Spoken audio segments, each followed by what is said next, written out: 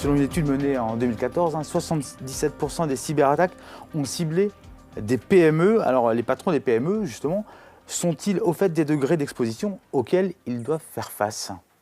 Alors, effectivement, aujourd'hui, on est dans un contexte qui évolue. On se rend compte que la cible des problématiques de cyberattaque a évolué. On a les grandes infrastructures, les entreprises du CAC 40 qui ont décidé déjà depuis quelques années de renforcer leurs infrastructures, de se mettre à l'état de l'art. Et il faut savoir que dans un contexte de cyberattaque, c'est avant tout des individus qui sont feignants, qui recherchent l'appât du gain, l'argent facile, et qui du coup changent je dirais leur cible et s'orientent plus, voilà, tout à fait, vers des plus petites infrastructures qui, aujourd'hui, tout du moins, ne sont pas encore à l'état de l'art en termes de sécurisation de leur infrastructure et de leurs équipements.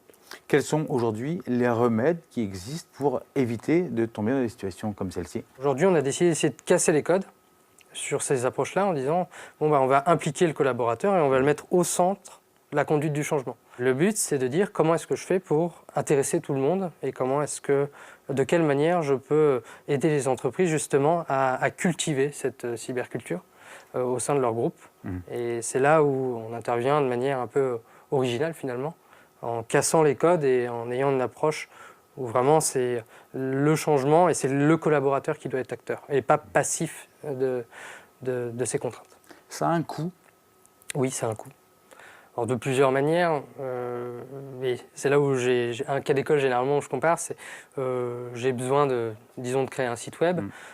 Si j'ai un mois de délai et 10 000 € dans la méthodologie que j'utilisais avant, si je le fais de manière sécurisée, ça va peut-être être 1 mois et 2 semaines et 15 000 €. Bon, je suis assez large. Par contre, si demain, dans le cadre d'une cyberattaque ou d'un incident de sûreté, je me rends compte que la non-disponibilité de ce site, elle me coûte 20 000 € par jour. Alors, ce n'est pas un retour sur investissement, ce n'est pas un investissement, je place et je me dis, sous 4-5 ans, je vais avoir X de ROI. C'est quelle enveloppe budgétaire je mets à hauteur je dirais, du niveau de criticité de ce que je souhaite protéger.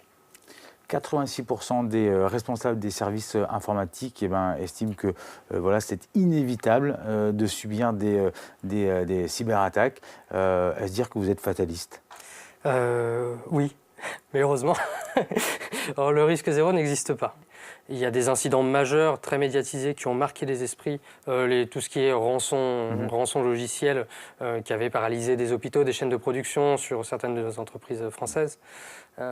Il nous a fallu des cas d'école très marquants sur le plan médiatique, un contexte législatif qui pousse, et c'est là où vraiment la machine s'est mise en route. Et cette machine-là, elle part du constat aujourd'hui il y a quand même quelques années de retard. Donc oui, il y a un certain fatalisme en se disant on n'est pas à l'abri, ça c'est clair. Il ne faut pas non plus être alarmiste, il faut faire les choses correctement. Si on joue sur un culte de la peur, je ne pense pas on n'aura pas de résultat intéressant. Ce n'est pas le but, c'est simplement de prendre une problématique et de venir l'intégrer dans nos process qu'on avait jusqu'à maintenant et de passer à l'étape du dessus, à l'étape supérieure, c'est tout.